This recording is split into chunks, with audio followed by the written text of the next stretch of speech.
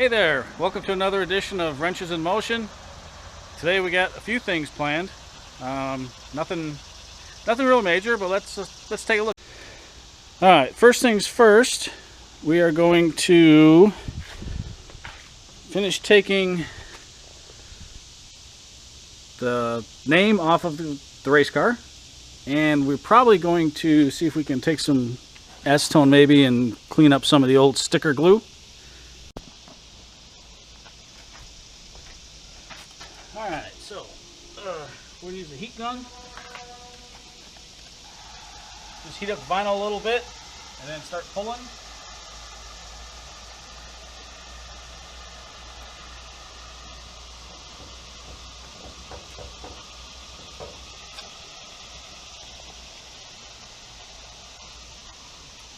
Hot dogs.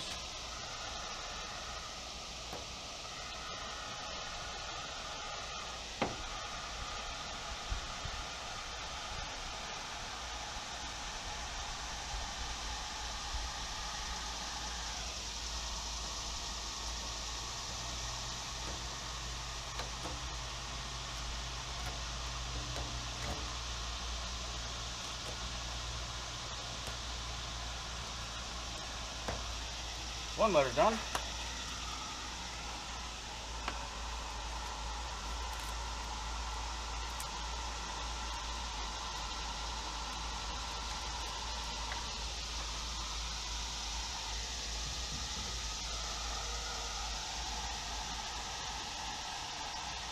This used to say Hard Times. I bought it from John Wilson out in Cedar Rapids, Iowa.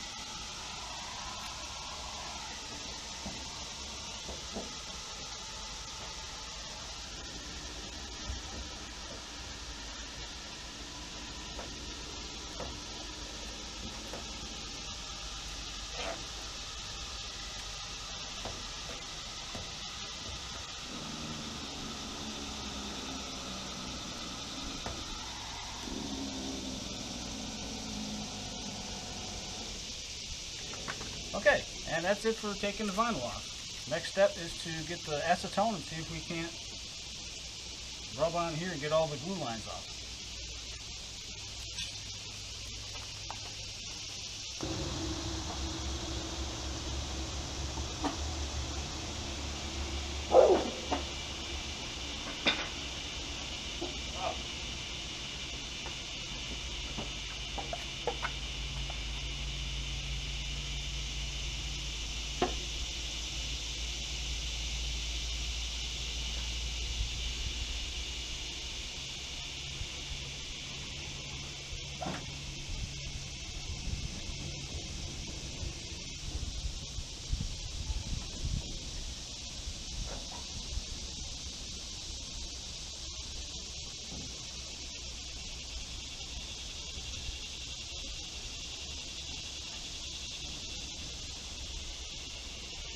I really don't care too much about paint damage because I want to either repaint the car, or since it's a drag car, does paint really matter that much? A little, but not in the grand scheme of things.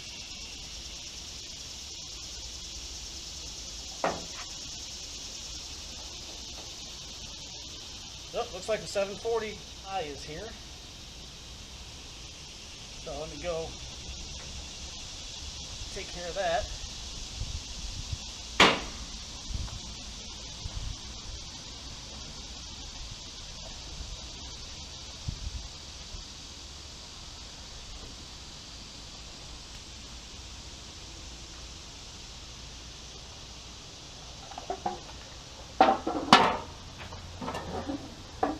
Of course, the dog's getting in the way. Like all good YouTubers, we got the pack of dogs.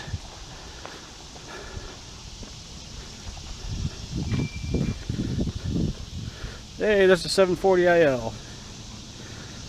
Hey, Gordon. What's up, Tony?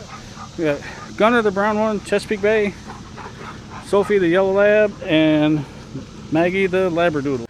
Today, what we're going to do is we're going to do a little bit of work on a race car.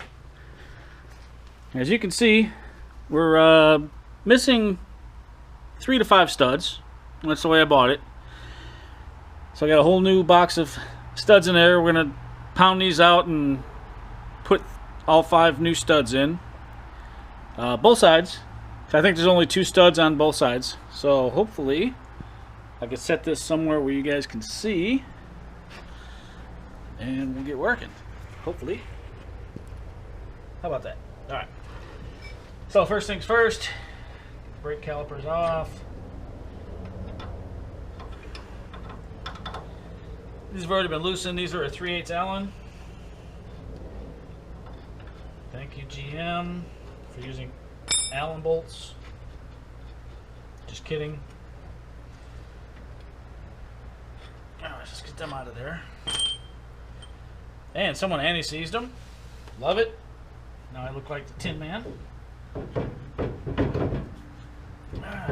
Let's get them out of there. And I'm just going to leave it hang. I know you're not supposed to. There we go. Alright, so brake pads are out. Look good, have no idea what they are. And we'll take this dust cap off, and then we'll take the rotor off. Alright, so I brought all the tools I thought I was going to need. Hopefully this is all I'm going to need. And we'll try to turn this around real quick. Different ways to get this dust cap off.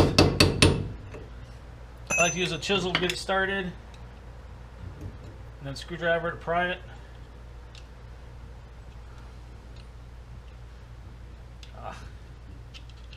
It looks like it's pretty full of grease too, which is the way you want it.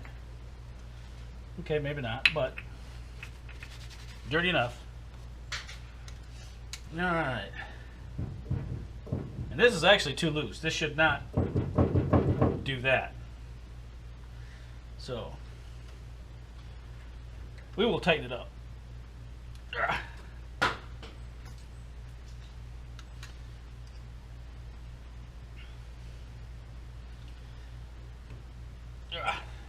Come on. You know you want to.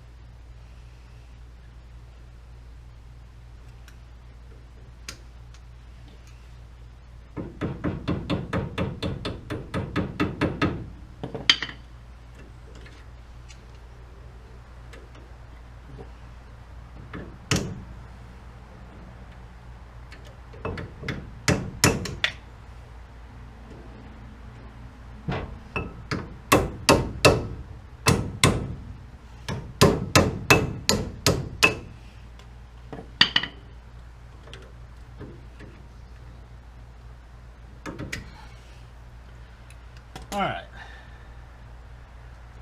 Oh, I can't believe how loose that is.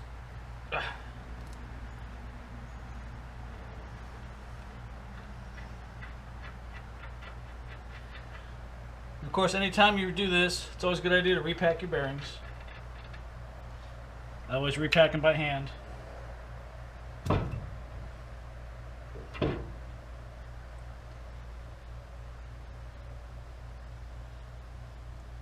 What in the world is that?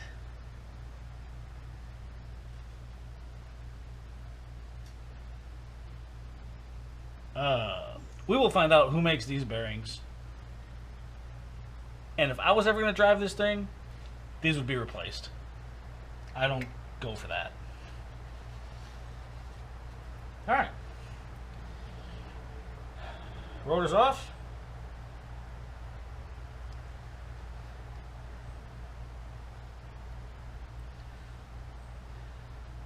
The inner bearing says Timken.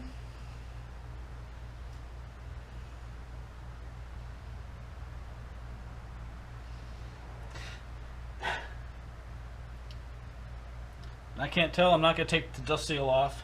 So, wow. I don't know if you can see it. Of the two studs that are left in here, one of them is halfway out, and there's one that's fully seated. So, let's bring this to the workbench. Okay, so the new studs are Dorman 610-568 M12 by 1.5 for the threads. And if you look, they're a little bit longer than normal than the factory ones. That's not going to make a bit of difference. So there's a couple ways to do this.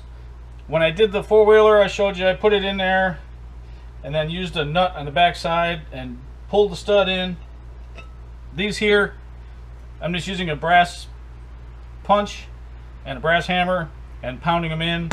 And as you can see from the first one, went in just fine. So 4 more to go on this one, 5 more to go on the next one, and we'll have all fresh studs. And just like that, in a matter of 3 or 4 minutes, all new studs. And the reason I went with all studs is because there's plenty of life left on these rotors. I was just going to get new rotors, which will come with studs already, but rotors are like 50 bucks a piece. So that's times 2. That's 100 bucks just for rotors. I got all 10 of these in this box for 22 bucks. So kind of like to save a little bit of money too. Not all about just throwing money away for nothing. Alright, so we're back outside and got that back on. And I forgot to grab more paper towels. That was a Timken bearing with the plastic. So I don't know what's going on at Timken, but I'm not impressed with that. Maybe it's good, maybe it's not good. I wouldn't think it'd be good, but that's just me talking. I'm not an engineer. Alright. So that's still free. So what I like to do is tighten this up as you're spinning it.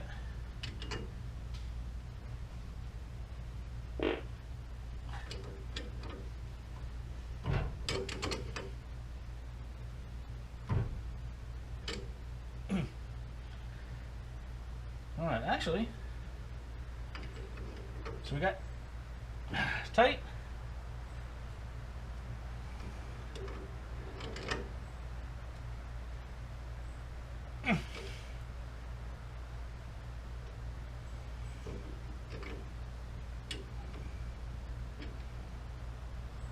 Loosen up just a little bit.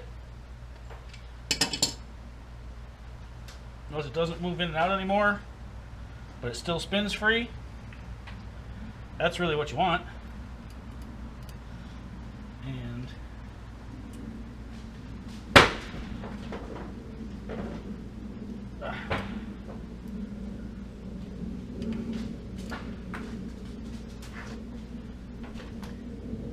if I can remember where the hole is. I thought it was sideways.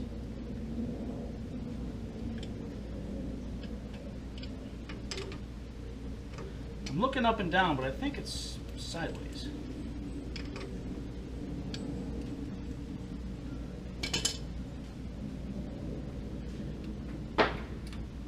Like right there. Still no motion. Cotter pin slides in.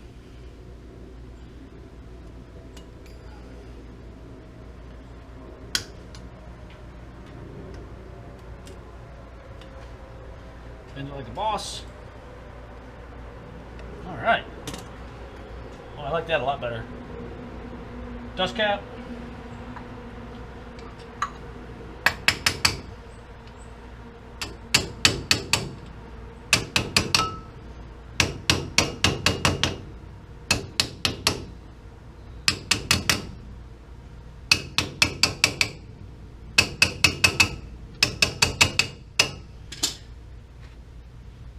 And there we go. First one's a wrap. Let's put this brake caliper back on, and then we'll go over to the other side.